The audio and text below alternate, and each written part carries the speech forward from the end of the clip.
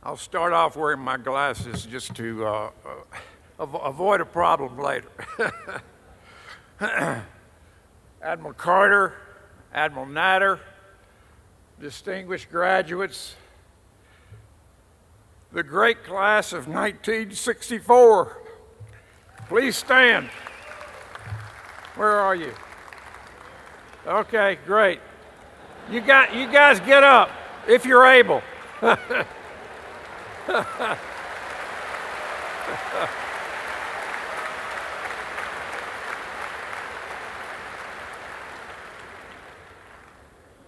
To have been nominated for this award by my classmates is such a wonderful recognition in itself. Even if I was never given the award, I'm grateful to you guys for your strong support. I also want to thank the selection committee. I am humbled, honored, and very, very grateful. And to the Brigade of Midshipmen, I know that you rarely get together as an entire brigade, and it's a privilege to be here with you today. I loved serving as the 70th Secretary of the Navy. I am convinced that it is the best job in government. And I had the privilege of serving in that capacity for 5.5 years, whereas the average tenure is less than 3 years. My partner in that job is my best friend. The very best First Lady the Naval Service has ever had.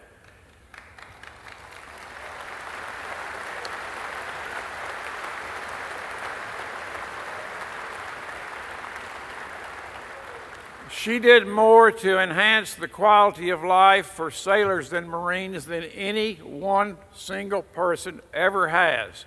She is my treasure, my lovely wife of 45 years, and my claim to fame, Margaret.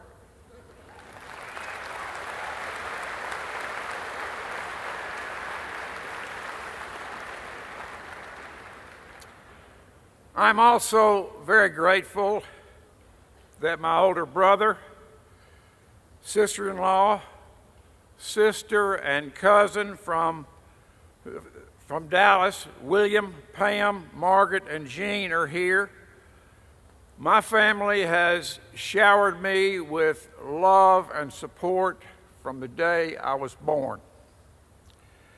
I'm also very proud to have my two sons here. John Jr., who served for 7 years as a surface warfare officer in the Navy.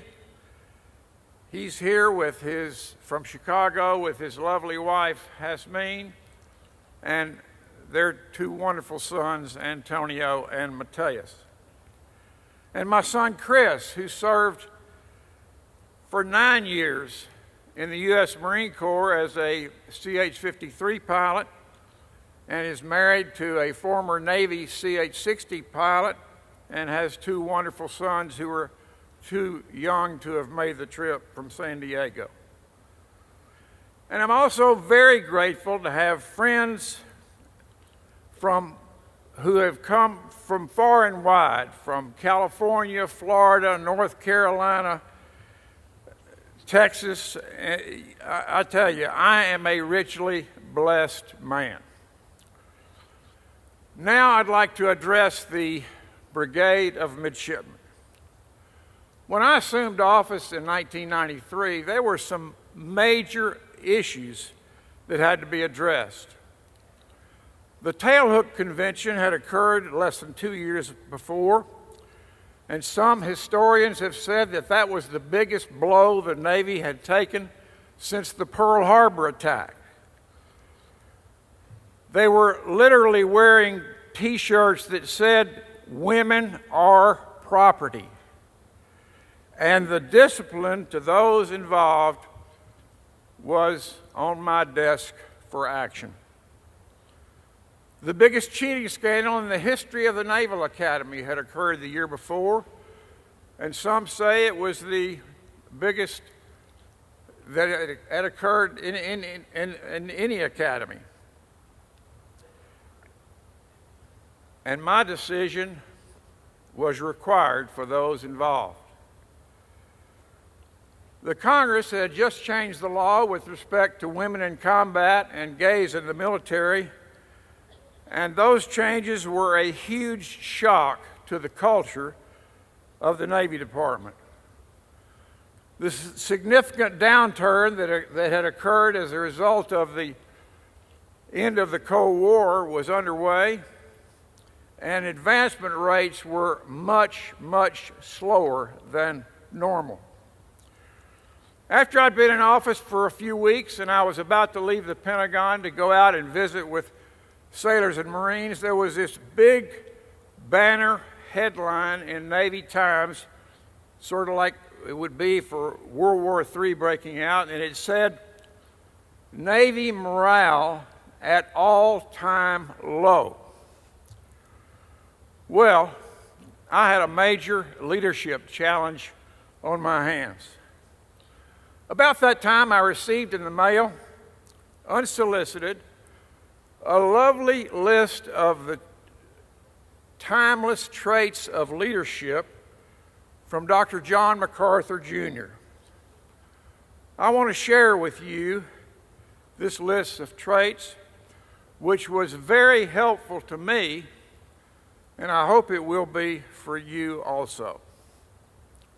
They are: a leader is trusted. A leader takes the initiative. A leader uses good judgment. A leader speaks with authority. A leader strengthens others. A leader is optimistic and enthusiastic, never compromises absolutes, and leads by example.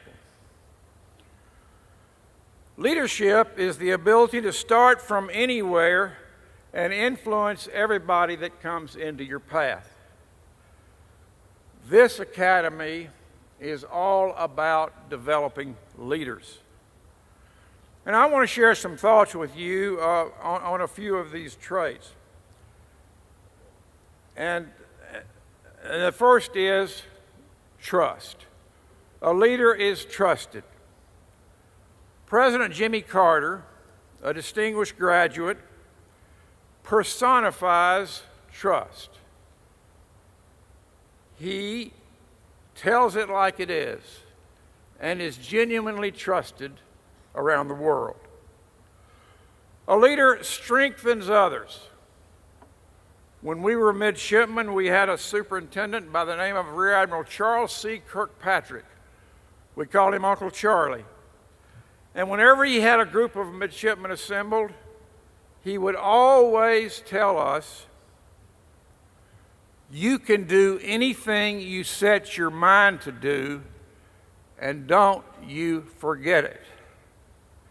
He made us believe in ourselves, and he was a great leader. Sir Winston Churchill said something very similar. He said, "There is nothing that man cannot do if he wills it with enough resolution." That's something I want you to know. You can do anything you set your mind to do, and I hope you will not forget it. A leader never compromises absolutes. Well, you may say, what's an absolute? your personal integrity is an absolute.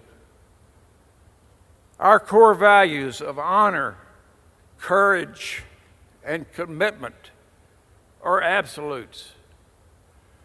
Treating every individual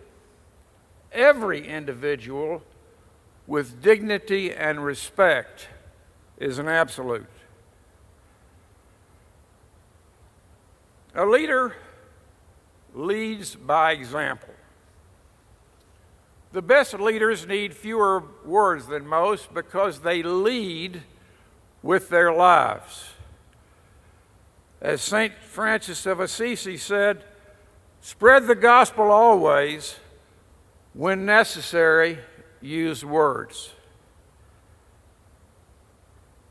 Well, in the sports world, Roger Staubach, a distinguished graduate, leads by example. David Robinson, a distinguished graduate, leads by example.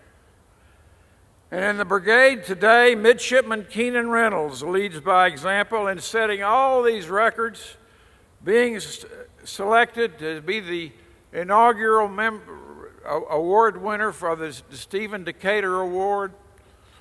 And most importantly, or important to all of us, is he led his team to the first 11-win season in the history of Navy football.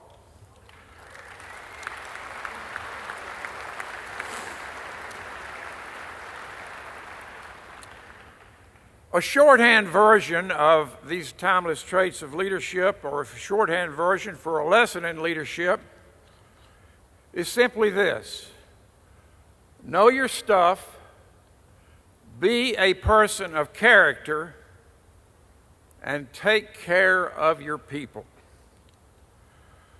I will close with a psalm that is very special to me, and I hope it will be a blessing to each one of you. It'll be familiar to the football team because I have shared it with them every year for many years. It is Psalm 20, the 20th Psalm. May the Lord answer you when you are in distress. May He send you help from His sanctuary. May He give you the desire of your heart and make all your plans succeed. We will shout for joy when you are victorious, and will lift up our banners in the name of our God.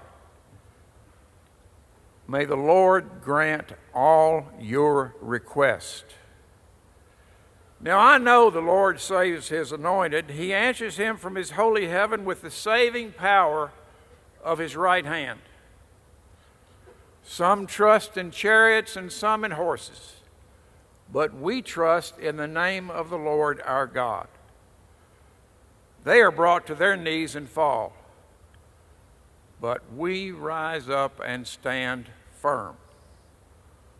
O Lord, answer us when we call. Psalm 20. I wish each one of you fair winds and following seas. God bless you. God bless this great institution. And God bless America.